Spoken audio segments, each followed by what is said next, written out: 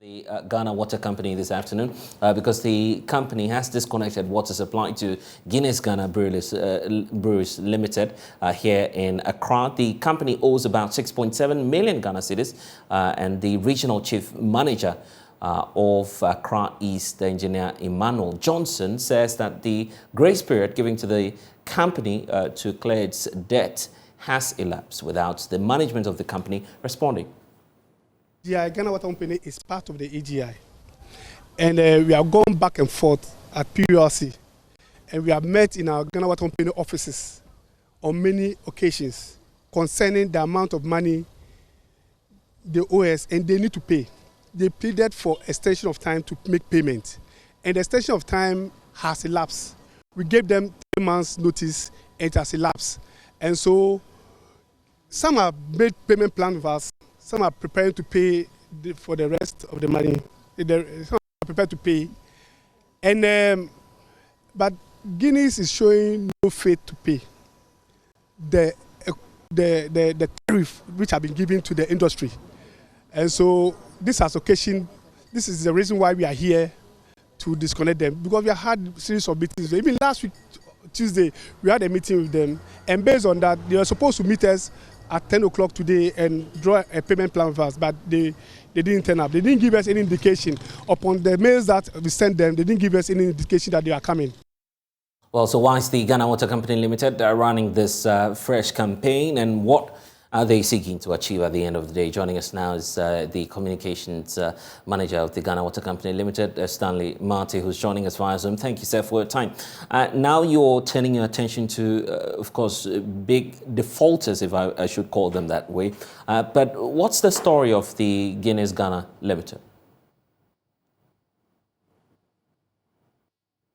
Kindly unmute so we can hear you, sir. Yeah, thank you very much for the opportunity. Yes, like my colleague just said, we have been having a series of meetings with them. We've given them a payment plan to follow and to settle their indebtedness. But it's like they're just taking us for granted. And so we were supposed to have a meeting today at 10 o'clock. Yesterday they were called so that we could remind them of the meeting today. And there was an indication that we were going to come today. But we were still hopeful that we were going to come today at 10 o'clock. And so that whatever challenges they have, we could discuss them, and then we could see our way forward. Unfortunately, they did not make it at 10 o'clock. So we gave them up to 12 noon. And at 12 noon exactly, we had to disconnect them because we're not giving us any respect as an institution, as a company. And that serves them with about the most important product or ingredients that they need for the preparation of their product. And you say that this is just a minute part of the bigger exercise that you're running. To what end? Yes, we started this about a couple of months ago, and we have been going around visiting not only our major customers, but every customer who owes the GWCL. We also made it clear that our customers' indebtedness to us was around 800 million Ghana cedis, and we were working around the clock to ensure that we collect all our arrears before this exercise ceases. Now, we also made it clear that we are a postpaid company, so people consume our products before they are billed at the end of the month and to enable them pay. And so our arrears are always on. We admit it, but we don't expect our arrears to go beyond a certain limit. So we are working to ensure that our arrears is within a manageable and acceptable limit so that we all can work together. Now, Guinness is a business just as the Ghana Water Company Limited, and just as any commercial entity. And so as much as they need their customers to pay for their products so that they could exist and serve their customers, so do we also expect that our customers will pay their indebtedness to us so that we can also settle our arrears to our other customers. And then we all can lay afloat and then have some I see.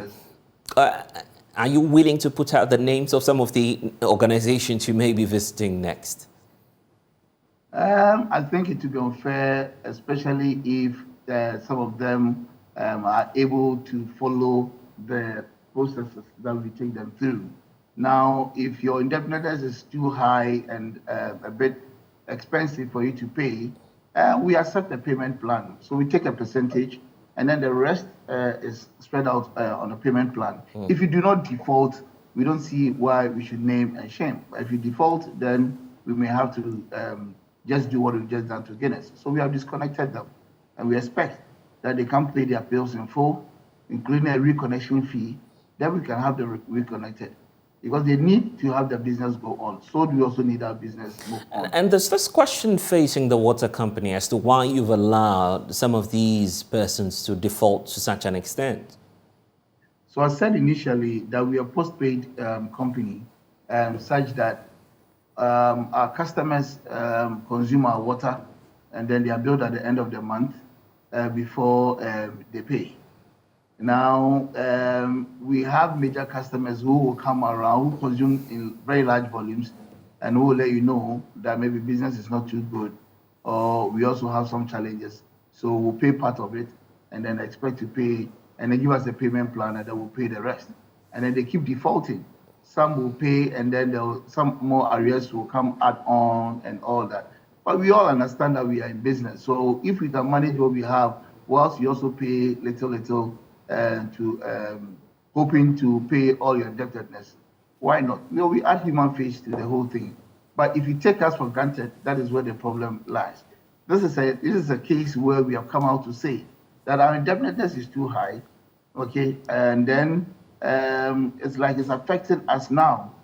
So we can't just have it as business as usual, okay? So it's very important that now you settle your bills, because if, for instance, we've given you a month to pay your bills, and then you've gone 2 months, 3 months, and we are still lenient on you, and you are not taking it seriously, then we will also have to crack the whip.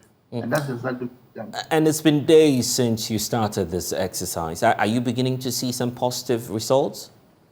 Yes, there are very, very positive results. I mean, yeah, you remember we disconnected DU Fresh. They were owing close to 2 million Ghana cedis. They paid everything in full, and we reconnected them to go with their business. There are several companies that have also paid, and some in part and some in full, and we've connected them, and they're going on with their business. I mean, they are customers. We have a very good relationship with all our customers, so we expect that mutual respect and mutual understanding between us. And so just pay what you have to pay. If you can't pay, just let us know. Let's have a payment plan. We are lenient enough. But for you to disrespect us, no, that's unacceptable. And while you are on this revenue mobilization drive, you are very much aware of the reasons for which the Water Company Limited was set up. So you have some sort of a conflict in terms of what the idea is to expand access to clean water across the country, and also having to deal with the commercial aspect of it. How are you balancing all of these? I think we have been in this business for a very long time, so we have been able to manage it effectively.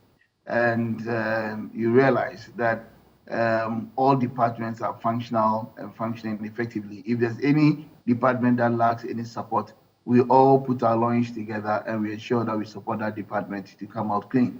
And that is why all directors this time got involved with the collection of arrears, okay? So that we all could support the commercial and marketing department to ensure that all sales, all revenue are retrieved from our customers, that we can also move on. It is not an easy job managing a big company like Ghana Water Company Limited that oversees the entire country when it comes to supply, distribution, and the commercial aspect of water. It's a very difficult task, but we are committed to it. We work hard and to ensure that everything goes on very well. Okay, and that's exactly what we are doing. I see. Thank you. And I know that you have a message for the public and also the businesses that are defaulting. Yes, we expect that as much as we do everything possible to serve our customers and to serve them well, so do we also expect that they are also going to make do with their indebtedness to us. So the way you expect your customers to pay their bills to you so that your business can remain afloat, Same way the GWCL also expects that you pay us our revenue due us, because it is the same money that we invest into the system to improve on our services.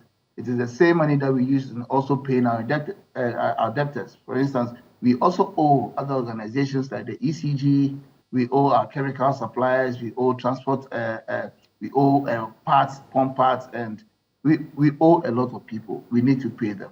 Every input that is used in the production of water, okay, is imported into this country, and we do not do that. Okay, so then it means we procure from other organizations, and we need to pay them.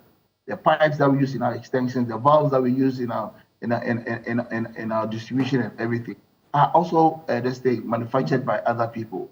They give it to us, and we need to pay them. If the money is not available, how can we pay them, and how will they continually supply us? So we are all in the same business. I mean, the businesses are all same.